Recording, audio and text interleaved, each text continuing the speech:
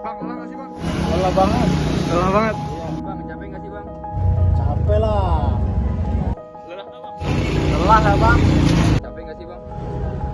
Ya capek lah. Namanya orang kerja cari duit.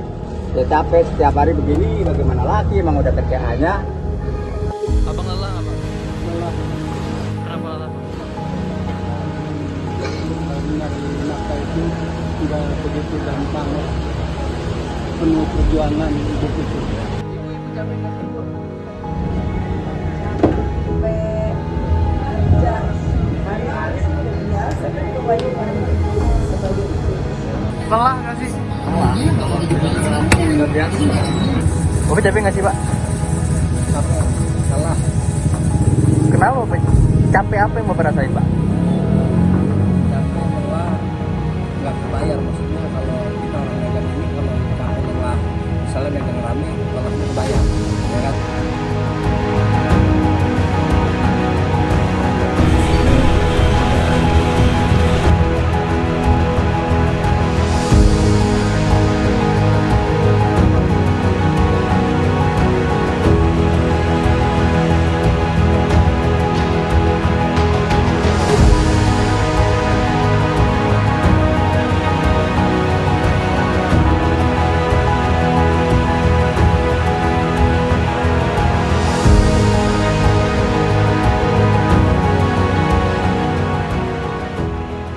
Kalau kita bicara lelah ini merupakan suatu kata yang barangkali sering kita dengar gitu ya.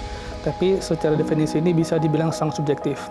Kalau kita ikut apa kata Badan Kesehatan Dunia atau WHO, lelah ini didefinisikan sebagai suatu kondisi menurunnya kemampuan fisik dan mental yang berimbas terhadap berkurangnya kemampuan untuk melakukan suatu aktivitas secara optimal.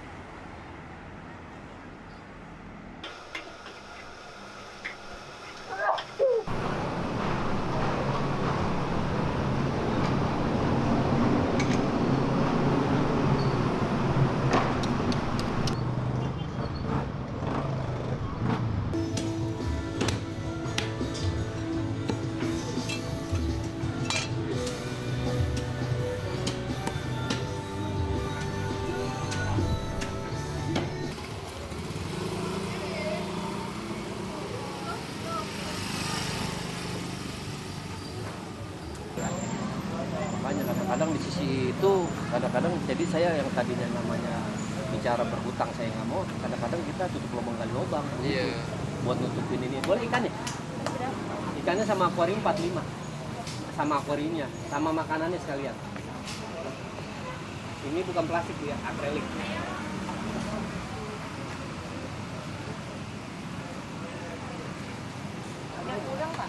Nawarin mau terpakai saya mau. Penduit-duit lama yang mahal itu orang-orang kaya dulunya. Kalau orang-orang kayak kita nih, kayak gua nih misalkan miskin gitu, ini paling recehan. Tapi kalau orang-orang kaya yang 1.000 gulden itu bisa 150 juta. Nominal rupiahnya? Iya, 1.000 gulden. Tapi di Indonesia sekarang dirupiahin 150 juta. Selembar tuh. Kadang itu kan tergantung kitanya. Kalau memang itu segala sesuatu pun kalau memang ditekunin, ya bisa untuk kehidupan. Bener kan? Bener Bro. Bisa untuk menjadi kehidupan. Terima kan? Boleh ngerokok kan? Boleh lah. Ini wilayah Bapak kok. Kita hanya merekam saja. Nanti saya antri ke sana, bisa ngerapin lambang aja nggak biar yang baca.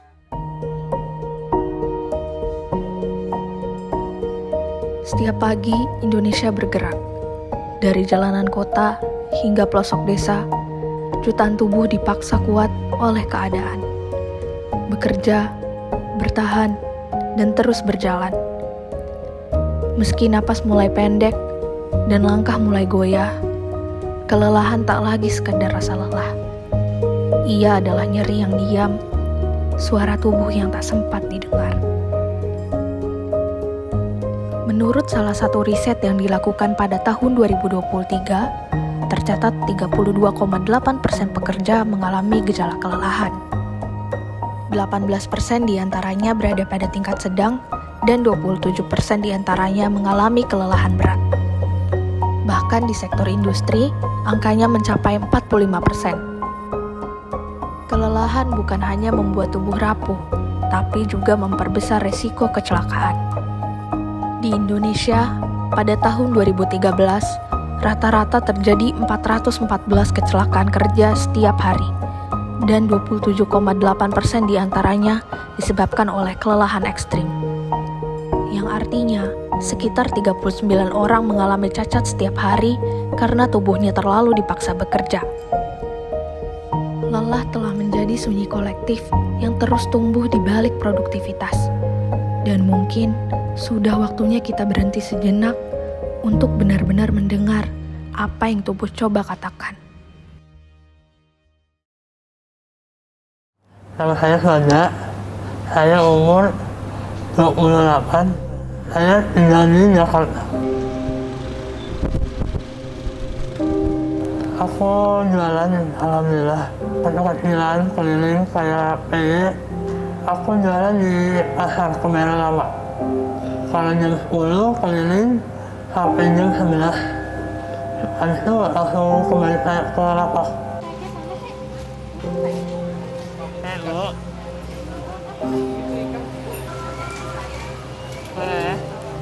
Bu.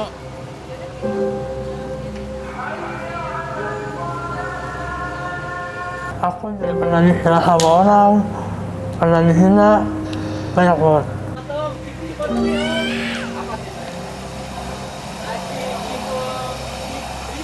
Abang.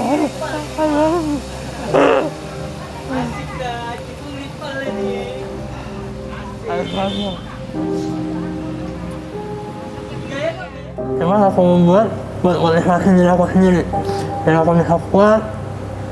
Ya ini aja. Iya, dia dagang di sini, pulangnya ke Alpala. Dia kalau jualan ntar siang dia keliling. Atau kalau pulang dia jalan kaki ke Alpala.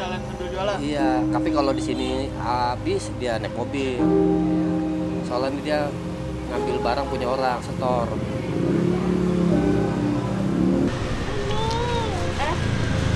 Di sini dia saya yang masukin. Saya sama dia kenal udah lama, saya temen ngaji sama dia. Dia di sini orang tuanya udah nggak ada dua-duanya. Dia tadiannya tinggal sama kakaknya, cuman ini ngomong pribadi nggak apa-apa emang? Hah? Diceritain pribadinya dia nggak apa-apa? Ya, ya bukan masalah kita ngeluh kesedihan ya, bukan ya. Dia hidup sini makanya banyak yang nolong. Dulu dia sempat kerja enak dia, kakaknya nampung. Sekarang pas dia udah nggak kerja, dia bisa dikatakan bilang dibuang sama kakaknya sendiri, kakak kandungnya sendiri. Ya, jadi dia tinggal sendiri. Ya sekarang dia berani ngekos. Ya untungnya banyak orang baik. Orang ibu kosnya juga kadang-kadang nggak terlalu neken. Dia kos 500 sebulan. Jadi kalau ada duit sekian, bisa nyicil ya karena ngeliat kondisi dia.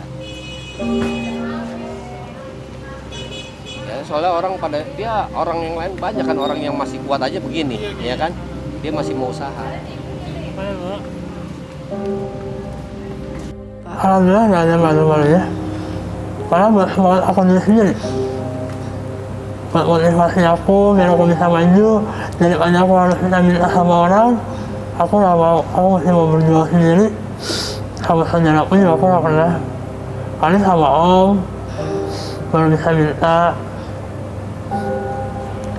Peran sosial itu sangat dibutuhkan bagi orang yang lelah secara mental, gitu ya, secara mental. Tapi apabila ada keluarga atau teman atau sahabat yang bisa mendampingi, kemudian memberikan dukungan, gitu ya, dukungan baik dukungan secara moral maupun dukungan materi itu akan sangat membantu bagi seorang pasien. Cuman aku harus banyak berdoa, banyak sholat.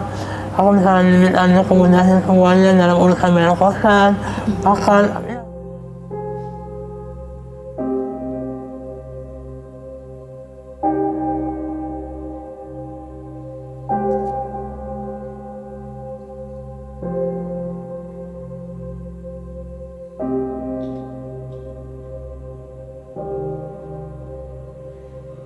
Tapi alhamdulillah selama aku jualan di pasar, banyak banget orang-orang yang sayang sama aku, banyak peduli ya. Walaupun aku gak pernah kenal sama orang itu, alhamdulillah banyak banget. Sampai dia bela-belain, beli makanan, ke kosan aku, cuma buat kasih makanan aku doang. Itu aku baru kenal orang itu, alhamdulillah masih peduli sama aku.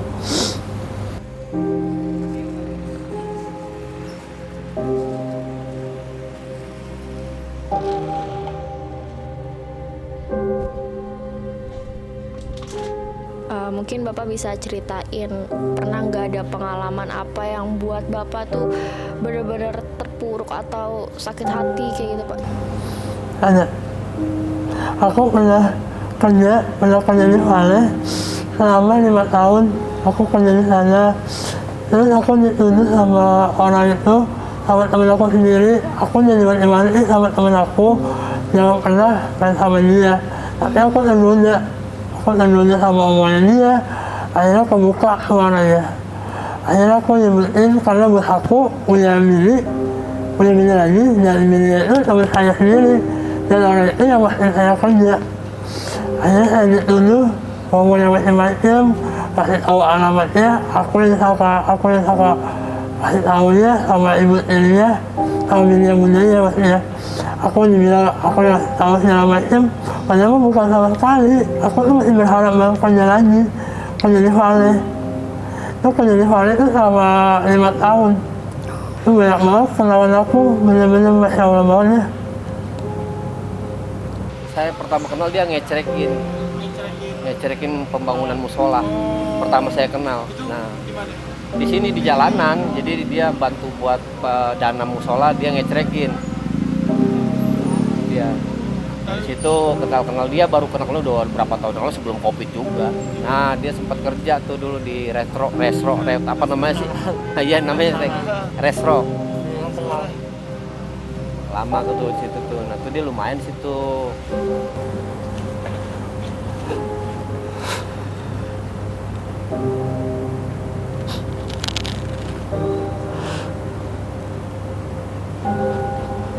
Aku cuma berharap bisa kembali lagi kerja yang lama, yang di Vale. Itu kenalannya tuh masih banyak banget, dan harapan aku juga masih berharap banget aku bisa masuk lagi, dan sudah bisa disayang lagi sama bos aku. Bos aku tuh bener-bener sayang banget sama aku. Waktu pertama kali masuk, aku selalu diajak liburan sama dia, kalau libur diajak jalan-jalan, makan sama bos aku. Gak pernah kayak begitu aku. Baru kemarin doang kayak begitu.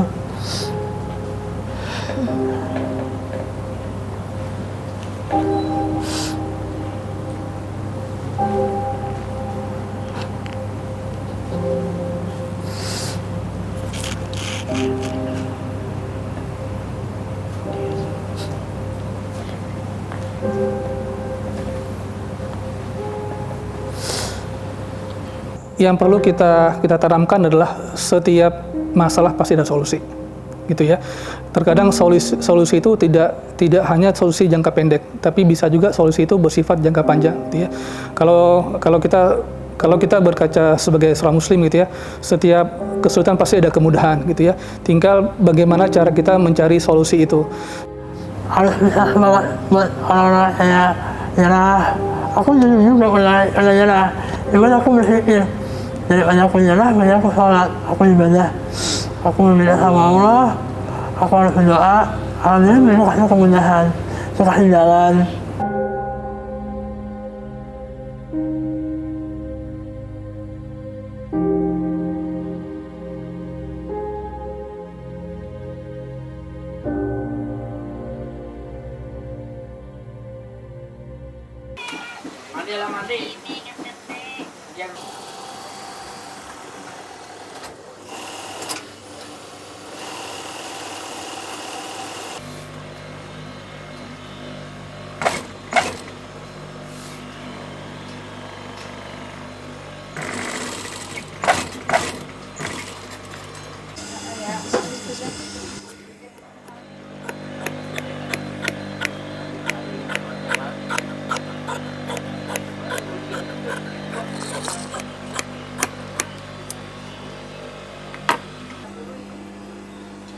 orang kaya itu bukan dilihat hartanya, syukurnya. Ya kan? Ya. Orang kalau bersyukur itu namanya orang kaya. Belum tentu orang kaya punya mobil mewah tapi nggak pernah bersyukur. Pengen makan sate di rumah juga ada, kenapa ke puncak? Iya. Kan kurang syukur.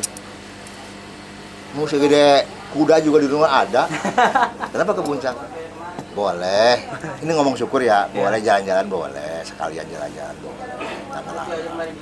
Ini mau kalau ngomong jujur syukur.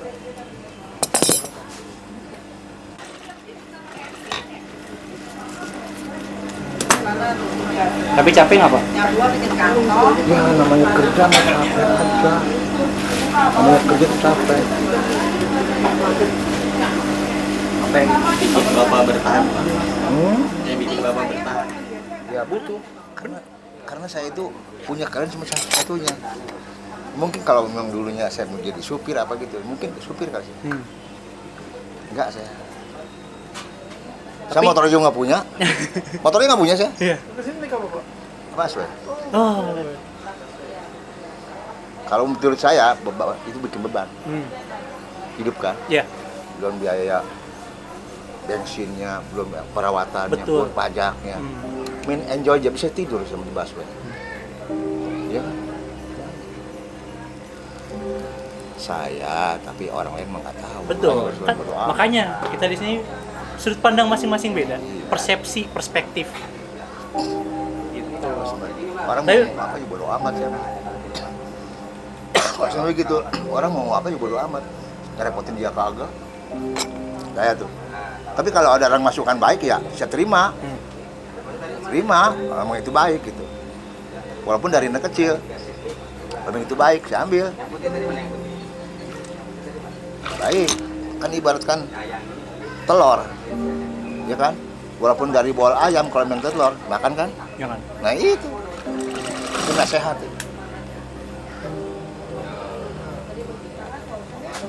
Bahagia menurut Bapak apa, Pak? Konsep bahagia. Orang bahagia itu tergantung Kalau dari Bapak? dari segi apa. Sebenarnya gambaran bahagia itu luas banget. Luas banget. Nah, Tapi titik yang Bapak paling bahagia itu orang yang bersyukur. Orang bersyukur. Orang bentuk bahagia kalau punya duit banyak, kalau nggak syukur nggak bakal bahagia. Orang yang paling baik itu orang bersyukur. Tanya orang mana juga. Kalau saya mah gitu pikir saya. Tapi Bapak bahagia, Pak? Bahagia saya mah. Bahagia saya mah. Bahagia banget saya mah. Bisa nyari nafkah, walaupun udah umur kayak gini juga. Mata udah disambung, ya masih bisa nyari rezeki. Sedikit bajaknya itu mah relatif kan, yang penting kita bersyukur aja. Yap. Kita ngobrol ya, jadi panjang ya. Oh ya nggak apa-apa dong. Kita saya ini aja suka ngobrol saya. Kalau saya mah gitu. Kalau orang-orang bilang hidup itu pasti, ini orang yang bilang ya Pak. Saya juga penasaran sih. Hidup itu pasti ada titik terendahnya. Ada. Nah, Bapak titik terendahnya apa Pak? Kalau boleh ceritain. Saya tidak pernah merasa hina. Bapak tidak pernah merasa hina. Selama itu saya halal. Bener kan? Selama itu saya itu halal. Lain dengan orang yang maaf-maaf aja ya. Ya. Walaupun dia bergilimpangan harta tapi nggak dapat ridho Allah. Kalau saya ini Islam ya. Itu hina. Saya mau nyari rezeki seperak 1.000-2.000 halal. Itu untuk saya bahagia itu. Menurut Bapak, dari apa yang Bapak kerjakan, apakah cukup untuk sehari-hari Bapak dan keluarga? Kalau cukup, manusia mah ada cukupnya. Bersyukur, itu yang paling mahal. Ya kan? Manusia mah gak ada cukupnya. Bersyukurnya itu. Sekarang dapat duit banyak itu bukan wajib. Ya kan? Yang wajib itu bersyukurnya. Kalau saya yang pikir sebegitu keyakinan saya mah. Bener nggak? Benar. Dapat banyak duit itu nggak hasil sekarang sehari bersekian nggak wajib. Yang wajib bersyukur. Kosong aja sering sih. Tapi bersyukur aja. Nikmatin aja. Memang begitu kehidupan itu. Gitu. Menurut Bapak lebih percaya yang mana? Rezeki sudah ada yang atur atau rezeki didapatkan dari setiap usaha? Selama kita mau usaha, pasti ada rezeki. Berarti rezeki karena Harus diusahain dong, harus berusaha dong. Nggak ada orang duduk aja. Ya rezekinya lain. Gitu. Tapi kalau orang berusaha begini, tentunya beda dong. Bedanya karena mungkin lebih dari yang duduk aja kan gitu kan. Yang duduk aja buat dapat rezeki, orang cecak aja dapat punya rezeki kok, yang diam aja. Ya kan? Iya. Lagi orang punya akal. Bener kan? Iya. Kan nyanyiannya cecak-cecak di ini, diam-diam beraja. Dia kan datang sendiri kan? Betul. Ayo, datang sendiri kan rezekinya kan? Itu yang cecak, apalagi orang.